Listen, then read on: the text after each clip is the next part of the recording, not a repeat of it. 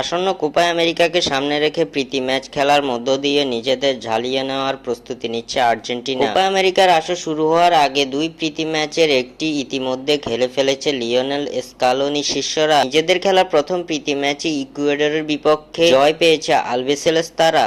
সেই ম্যাচে Ángel D মারিয়ার একমাত্র গোলে জয় পায় আর্জেন্টিনা। ইকুয়েডরের বিপক্ষের সেই ম্যাচে শুরুর একাদশে খেলেননি লিওনেল মেসি। প্রথমার্ধের খেলা শেষে মাঠে নেমেছিলেন আর্জেন্টাইন অধিনায়ক। এদিকে কোপার আসরের আগে নিজেদের দ্বিতীয় শেষ প্রস্তুতি ম্যাচে গুয়াতেমালার বিপক্ষে মাঠে নামছে তিনবারের বিশ্ব চ্যাম্পিয়নরা। মেরিল্যান্ডের কমান্ডার্স ফিল্ডে অনুষ্ঠিত হতে যাওয়া ম্যাচটি গড়াবে আগামীকাল 15ই জুন বাংলাদেশ সময় ভোর 6টায় মাঠে নামতে যাচ্ছে আর্জেন্টিনা। এখানে তাদের প্রতিপক্ষ গুয়াতেমালা। এদিকে বরাবরই আর্জেন্টিনার ম্যাচগুলো লাইভ দেখা নিয়ে বিড়ম্বনায় পড়তে হয় এশিয়া সহ বাংলাদেশের ভক্ত সমর্থকদের। সময়ের ব্যবধান এবং টিভি চ্যানেলগুলোতে সরাসরি সম্প্রচার না করার কারণে আর্জেন্টিনার ম্যাচগুলো লাইভ কিভাবে উপভোগ করতে পারবে দর্শকরা তা নিয়ে হামেশাই চিন্তা লেগে থাকে। তবে এবার আলবিসেলেস্তাদের ম্যাচের আগে দারুণ সুখবর পেল ভক্তরা। স্বস্তি এলো বাংলাদেশের আর্জেন্টাইন ভক্ত শিবিরে। আর্জেন্টাইন বনাম গুয়াতেমালার মধ্যকার ম্যাচটি ভক্তরা লাইভ দেখতে পারবে মোবাইলের মাধ্যমে। স্পোর্টিফাই অ্যাপের মাধ্যমে খুব সহজেই স্মার্টফোনে লাইভ উপভোগ করা যাবে আর্জেন্টিনা বনাম গুয়াতেমালার ম্যাচটি।